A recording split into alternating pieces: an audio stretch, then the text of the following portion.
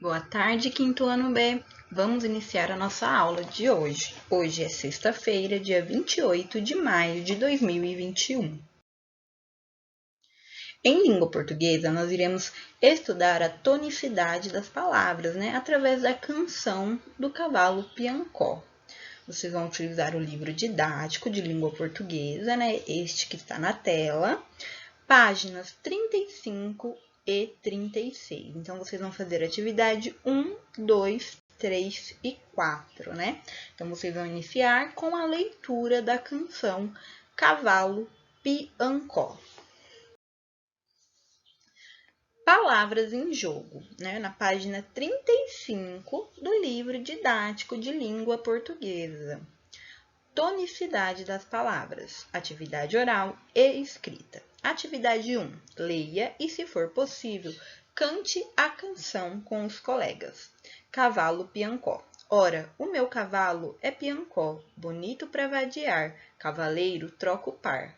Ele corre, corre elegante, na estrada de Amarante. Ele corre, corre ligeirinho, no caminho da veredinha. Ele corre, corre e bate o pé, vai parar no Canindé. Ele corre, corre numa perna só, vai parar lá no Mimbó.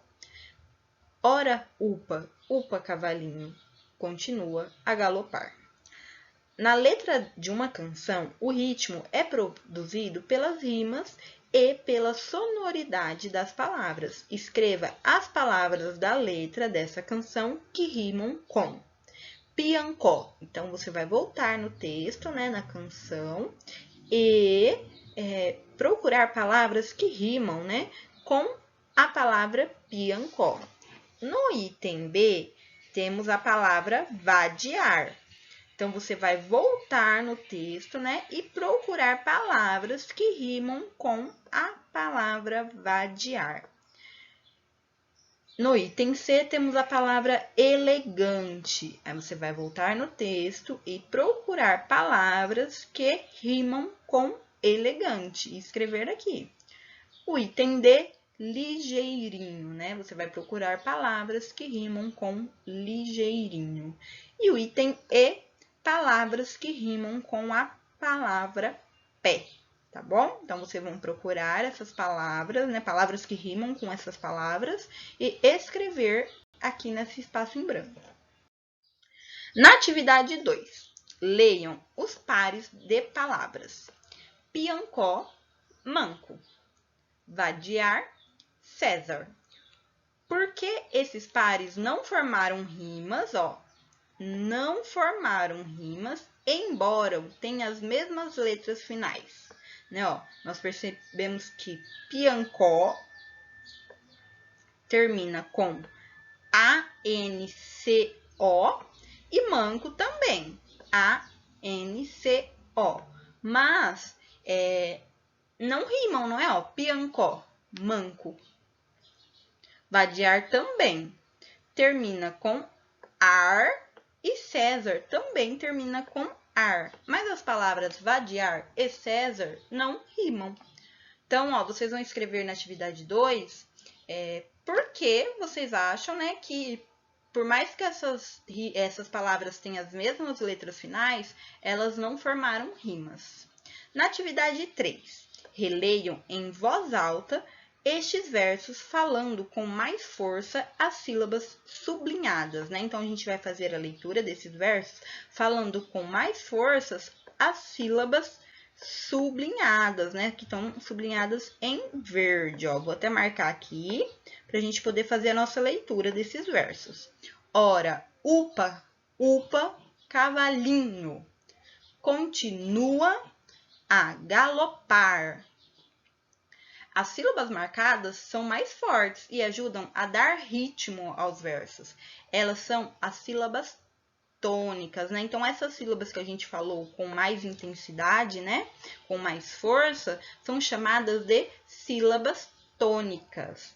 A sílaba tônica é a sílaba pronunciada com mais intensidade em uma palavra, A sílaba que mais destaca, que tem mais força.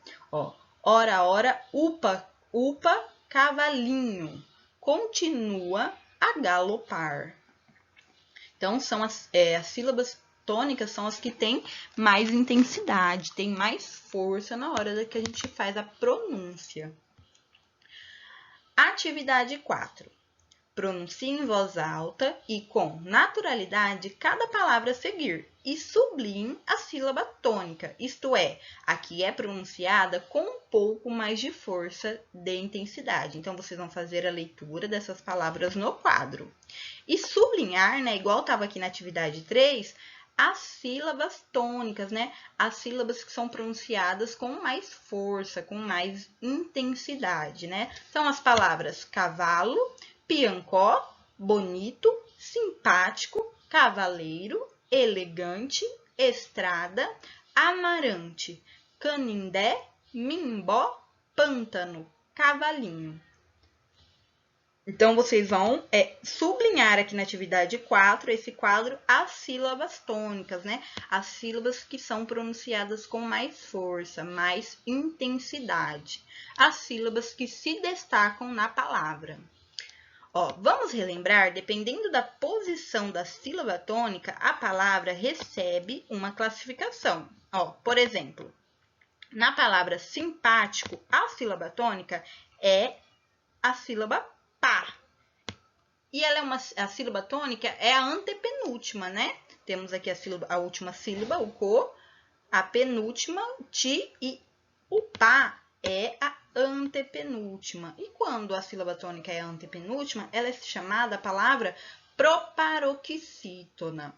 Na palavra cavalo, a sílaba tônica é o vá, né? V e o A, cavalo. É a sílaba que tem mais intensidade e é a penúltima sílaba. Então, ela é uma palavra paroxítona. E temos também a palavra piancó, que a sílaba tônica é a palavra CO, né? Có, que é a última sílaba, né? E quando a sílaba tônica da palavra está na última sílaba, ela é uma palavra oxítona. Então, em língua portuguesa, vocês vão realizar as atividades 1 da página 35, atividade 2 e 4. A 3 é somente a leitura para vocês poderem identificar quais são as sílabas tônicas das palavras, né? Que são as que são pronunciadas com mais força, com mais intensidade. Em matemática, vocês irão resolver situações problemas, né? Material impresso, páginas 72 e 73. Sequência 10, atividade 10.1. Vocês vão realizar as atividades 1, né? Que tem os itens A, B, C, D, E e F. Sequência 10, atividade 10.1, né? Que vai estar aí na página para vocês, página 72. Atividade 1. Resolva cada situação apresentada.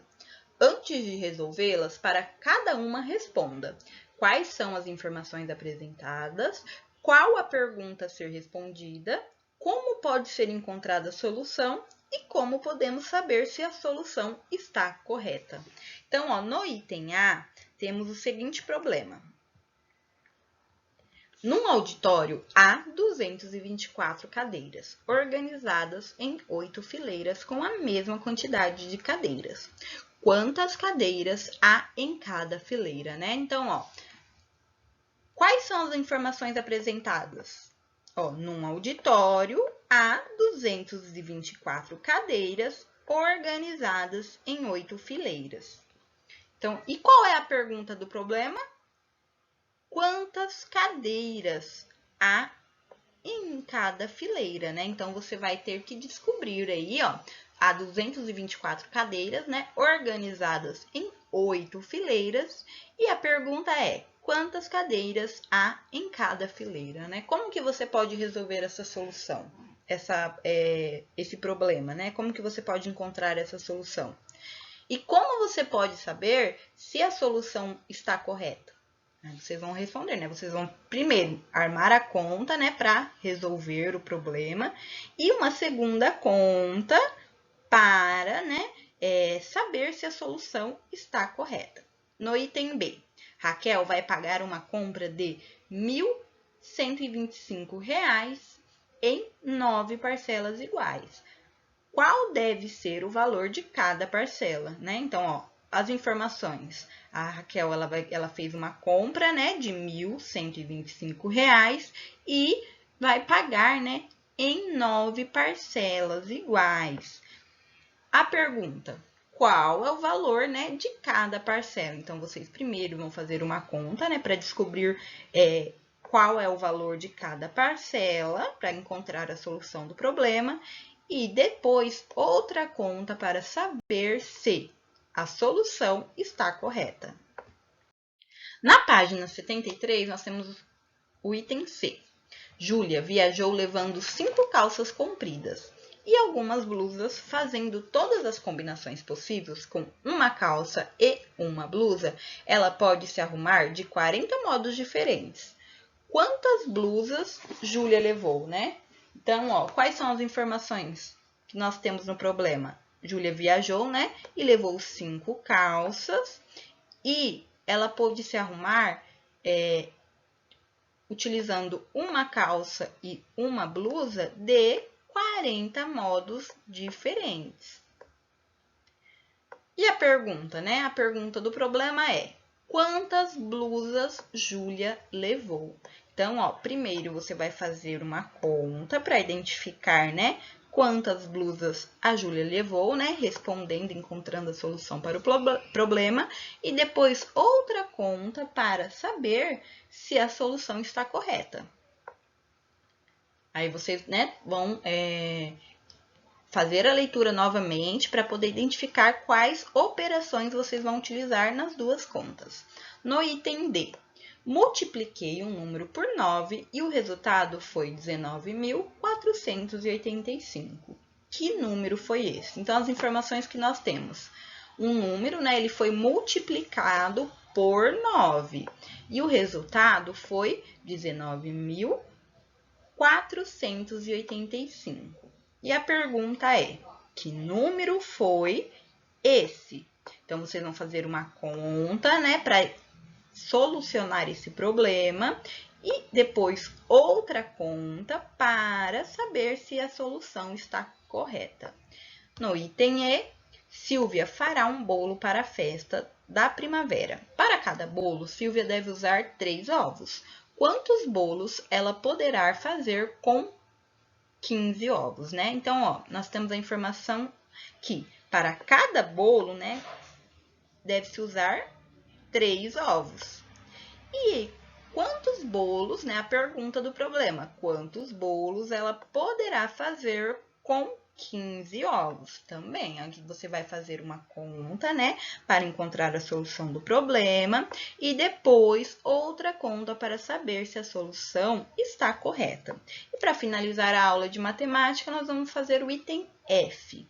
Márcia planejou uma viagem. Se ela viajar 6 horas e meia por dia durante 5 dias, quantas horas Márcia gastará nessa viagem? Então, ó, as informações são que um dia ela viaja 6 horas e meia. E se ela viajar 5 dias, quantas horas, ó, a pergunta do problema, quantas horas Márcia gastará nesta viagem, né? Sabendo que cada dia ela gastou 6 horas e meia viajando. Então, você vai fazer uma conta para resolver o problema e depois outra conta para saber se a solução está correta. Por hoje é só, turma. Um ótimo final de semana para todos. Até a próxima aula.